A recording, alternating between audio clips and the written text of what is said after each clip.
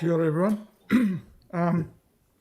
As Mike just explained, the reason the last three items and why I'm here is that we are winding up the Regulatory Compliance Committee and morphing it into the Urban Development and Transport Committee, which makes total sense. So just want to remind councillors that we are in difficult times, puts pressure under our community, all of our communities and our staff, and these teams are at the forefront of this. And so I'm going to take these as read so you'll also understand and be able to see the high standard of acceptance from our communities and the high level of satisfaction that our teams are maintaining in these hard times. So I will pass over to Buster for item 10 on that. Kia ora, good morning, councillors. Just working through the figures that we've presented to you.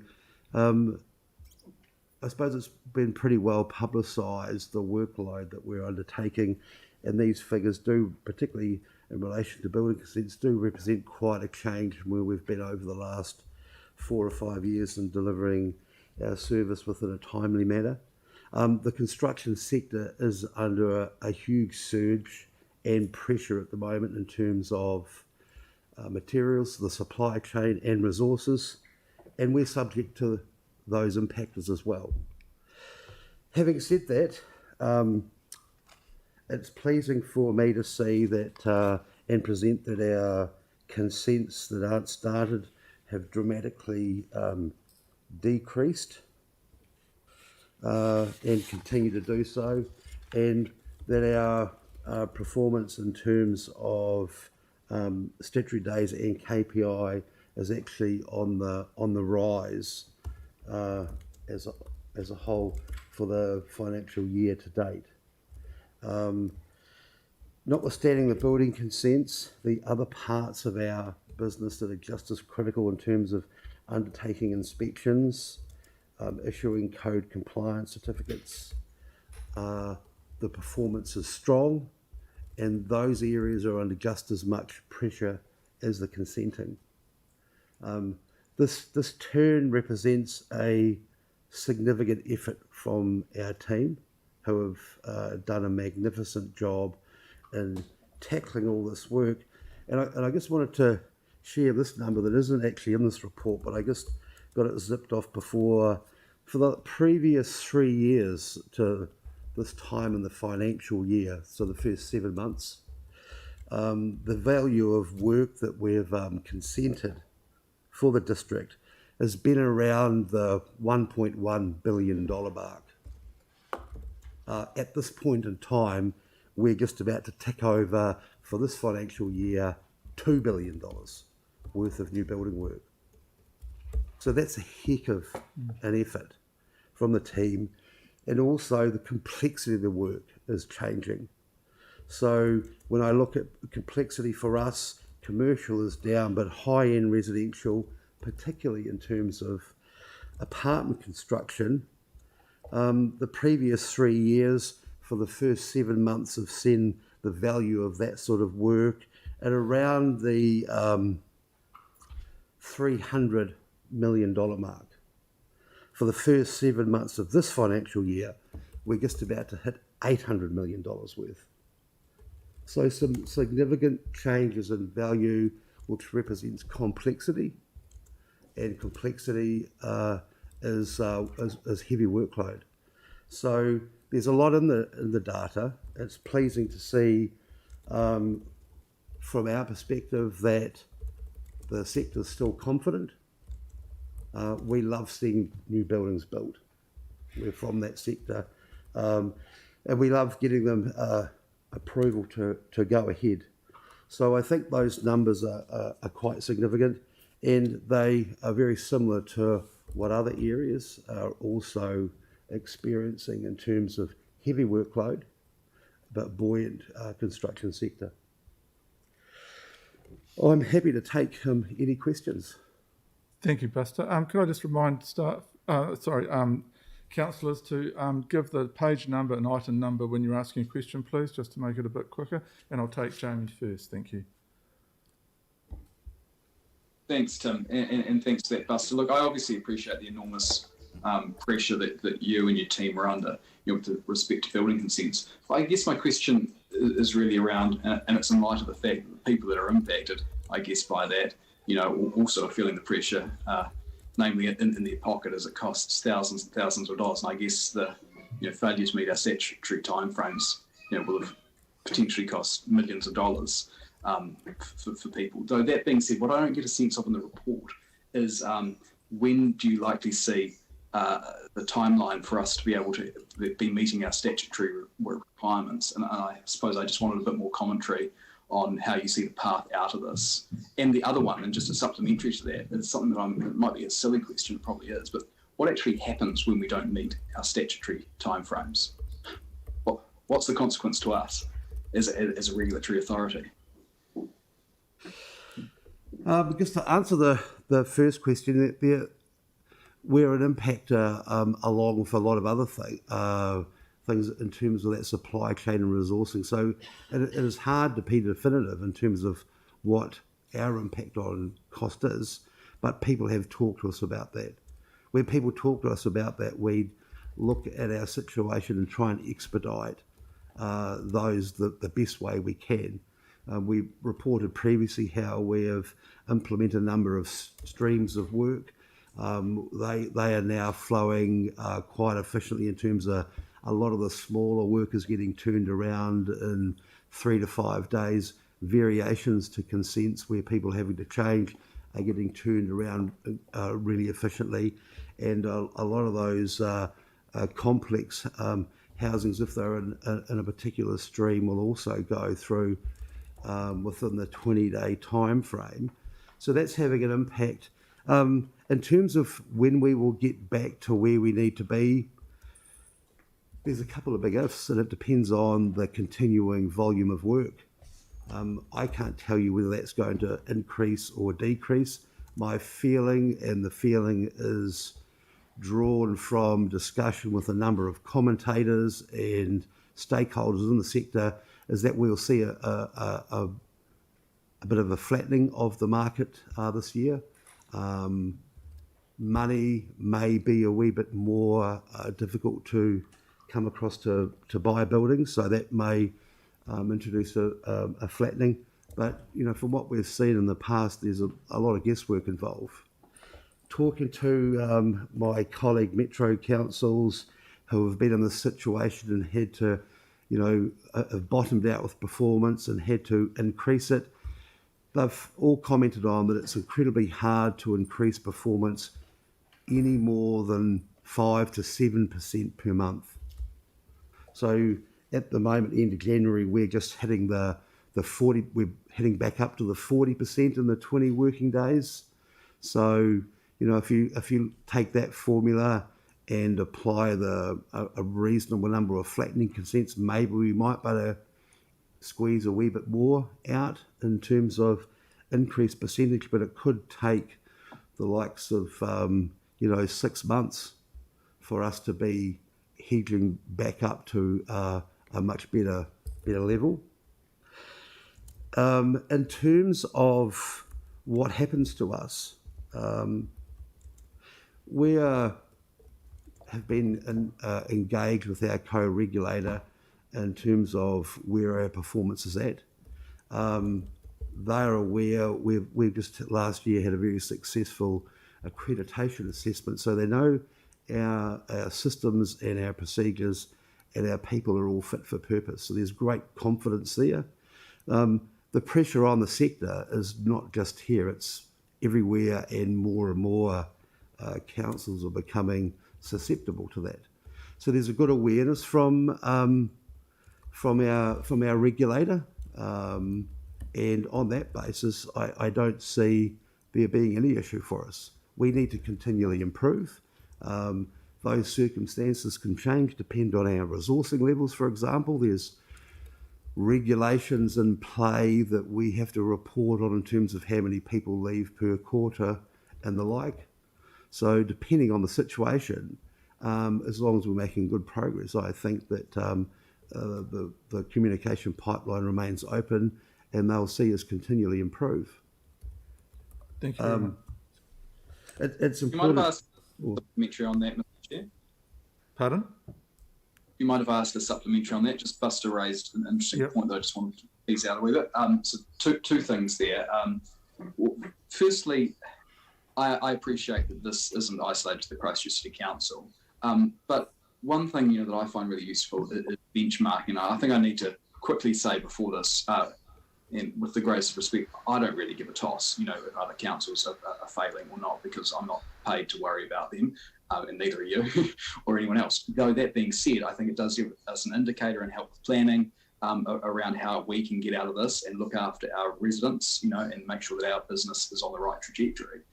Where do we sit as far as benchmarking goes? Obviously, year to date, we've got about 37% of building consents processed within 19 days. Where does that sit, across the country, appreciating the pressure throughout New Zealand? Could I just, with regards to other towns and Buster, you'll be able to add to this with regards to outsourcing consents.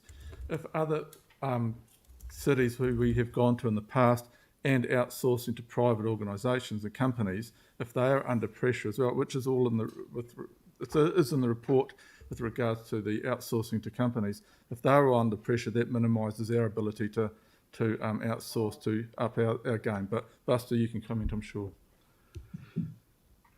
In terms of outsourcing work, the market's really tight. I mean, we get asked to help other people out, other councils out with certain types of consents. But, last year we embarked on strengthening our outsource capability, and the cupboard's pretty bare, really bare, So we are doing the best with what we can get. I don't know of any stone that we haven't lifted in terms of external support. I think I don't think I asked my question properly. My question really was, we're processing in December 27% of the consents processed within the statutory timeframe in December, 37% year to date. I guess what I'm really asking is, what are those equivalent figures for, say, Auckland, Wellington, and other sort of similar territorial authorities? Where do we sit? Well, are they significantly better or worse than us? Because I have no sense of that. Well, Buster, do you want to take this offline and get that out to all councillors, perhaps, so we've all got the... Just benchmarking is pretty fundamental. Although it does seem strange if you don't care about the performance of other councils, but they have been low and bouncing up. What I'm saying is I'm not going to spend my time trying to fix their problems, but I think it does give us a sense of how we're tracking. Can I just say Yeah. The staff can send that information out to councillors in an email, if it's okay, Buster? Well, we'll have to extract that data from them. I want to be part of the solution. Yeah. Well, but it has been we should made. all be very worried. Jamie, thank you. Thank you, Jamie. Thank you. So, Buster, if you can get that information out, I think it's pretty clear that our staff are doing the best job they can, and they're staying in communication with those companies and those individuals that are under pressure. And I think that's reflected in the satisfactory standards that we're getting back, that is also in the report. So anyone else got any questions? Phil. Thanks, Buster. That's good. I was talking to one of the larger building companies in town that does a lot. They're more than happy with how fast you guys, and they know you're under pressure and how fast you're getting stuff through. One of the problems they've got is, because they do separate titles with a lot of their buildings, they're running into a bit of strife with getting I'll get this right, the stamped plans from subdivision. So when they get to the point that they have to put it in for 223 or 224, they've got your bit right and they've built it, and you could say that they've actually started laying the pipes before they've got the stamped plans, which I would never do. But it's causing them grief because they're finished and they can't have the stamped plans to put it into the next stage. Where could we tighten up on that or assist that department? I don't think it's your department though, is it? No. Okay. So whose department is it? Possibly the I'll talk to you later. That's right. possibly John's. Yeah. Yeah. Okay. But there'll be a number of influences across the teams. I that know. deal with Yeah, I that. know. But that was just one thing they said. They're more than happy with what you're doing, but they are struggling with this last little bit because they get it finished and they can't get them sold because that's when they get their dough. Yep. So that's right. Okay, Thank you. thank you. Thank you, Tim. Thank you. Who else had a question? Sorry, Jimmy. You. Thank you. Yeah, okay. Thank you for the report, the comprehensive report. 3.1, the key statistics, the start down the greater job. Particularly, I'm impressed. You have inspection book within 3 working days, over the standard target, and also customer satisfaction, particularly in this COVID, still more than your original target 75. But my question is regarding to the. You mentioned workload, too heavy, so many number of buildings. But whether the COVID have affected those the figure, particularly those building concern position with the working days or code compliance certificate decision, whether COVID affected these 2 categories or not. Look, when I suppose in terms of our efficiency, Yes. the impact has been minimal. At this point in time now, whether we're in the office processing consents or we have staff at home processing consents, I'm very confident that our efficiency remains in play. Okay. So minimal impact there. Obviously, inspection numbers will be impacted depending on whether we can get into building sites. Yes. Depending on previously we've had lockdown or not. But it is hard to monitor, gauge, and forecast those impacts. Okay. Can I Sorry. just- Second question. Wait, Okay. Jane. Sorry, councillors, just to add to that, with the Omicron Yes. variant coming up, there is a risk that we will lose more staff to illness Yes. over the next period. So that is a risk. Yeah. We're planning for that as best we can. Okay. But that's just a signal that over the next 2 or 3 months, we may see that will be an impact on our ability to respond. Okay, thank you so much. Second one, regarding 3.1, the 2 figures, category building concern process within 19 days, and also your core compliance certificate decision. These 2 year to date, the percentage, in my view, should be the proportional same ratio. But while your core compliance certificate is so still very high, 86.9%, I thought it should be relatively low if we review the building concern process within 19 days. So I just don't know what's the rationale, So the code compliance represents the end of the process. So consent approval to start, inspection throughout the project, and code compliance sign off at the end. So there can be quite a lag between consent volume and code compliance volume, depending on how fast the sector is building buildings. Thank you. Leanne? Thanks, Robert. I just wanted to kind of acknowledge that this is your first time presenting to the full committee of the whole, so thank you very much for doing that and taking questions from us. Obviously, it's an issue that's near and dear to all of our hearts. It's when you have an indication that there's an increased workload coming and it's hard to scale up the workforce to match. I guess my question is that this is looking back to December, has January represented an opportunity to do a bit of catch up? Yes. So looking, if I was reporting on the end of January, for example, in the commercial consenting area alone, we've seen our 20-day compliance jump up from 45% to 66%. So that's a really good sign for me, and why I talk about the worm turning. Also in terms of the residential processing, it's jumped up from around about, just on residential consents, 29% up to 37%. So all of the indicators They're in the right direction. Volume slightly decreasing, backlog significantly decreasing, performance increasing. Yeah. I'd like to be bold to say that the breeze is, our sails up, and we need that bit of wind, but we're going in the right direction. And in terms of your earlier comments, of course, it's a pleasure to present to everybody. It happens to be my birthday, so a wonderful gift for my employer to be scrutinised by the elected members. We were all thinking of you, Robert, so, you know. So. Oh, happy birthday!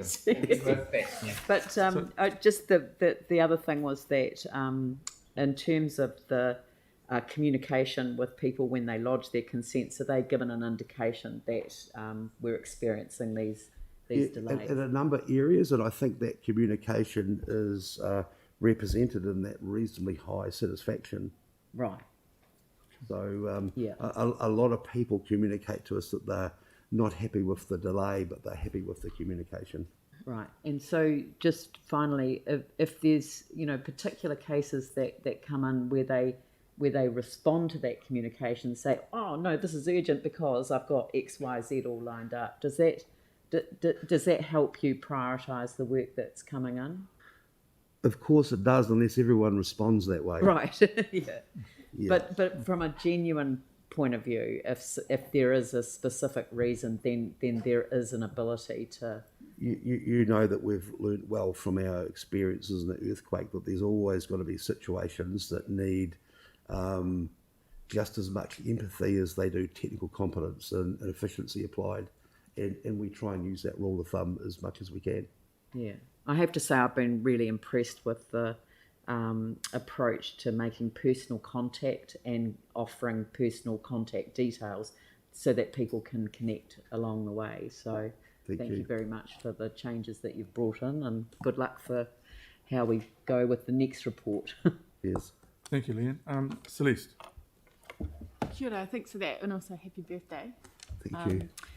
I was just wondering, in terms of looking ahead with changes to the Housing Resource Management Act, and in terms of the staff capacity, because I'm assuming that will lead to a bigger spike in applications. Do you anticipate any problems on that front? Because I suspect that'll require some different thinking about how to manage. It's a really interesting lens to put on it, and I take it that you're referring to some of the relaxation with 3 units, 3 stories high type thing.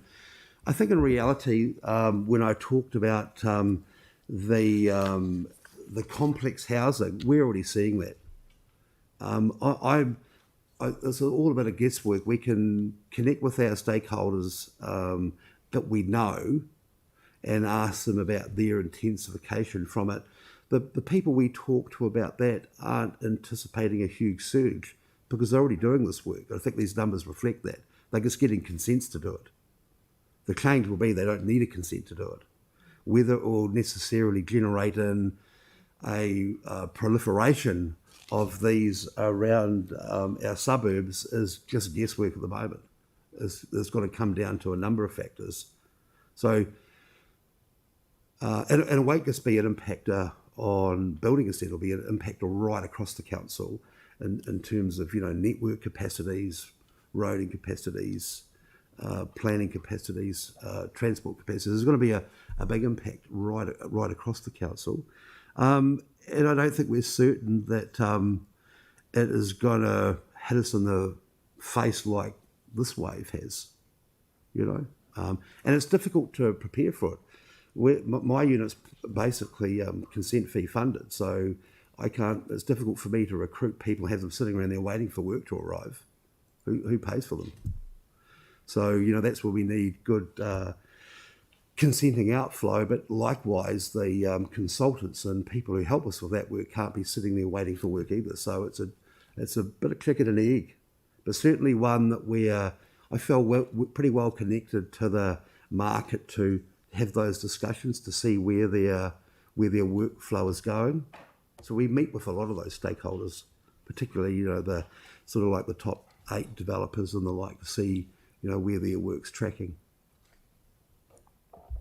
Sorry, just a quick follow-up. The reason I ask is because I've heard from people working in this space that they are concerned. So it's the not necessarily in this organisation, but staff in general.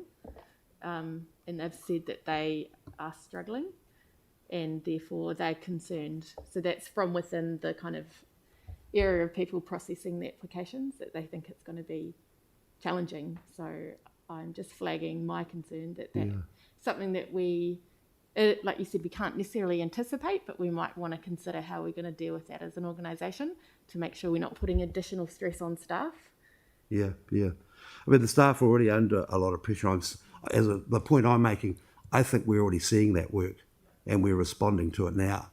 Whether there will be a huge change when the relaxation from the RMA requirements come in is what I'm not clear on, I suppose. Yeah, we're not hearing the sector's not seeing a bigger change than what they're doing now. I think they're probably at their capacity. Yeah. Thank you very much. Any further questions? Okay, I'll Jimmy, a second. So, all in favour of receiving a report? Aye. Any against? Abstentions? It's carried. Thank you very much, Robert. Good. Thank you very much. Thank you. Yeah. Now, item 11.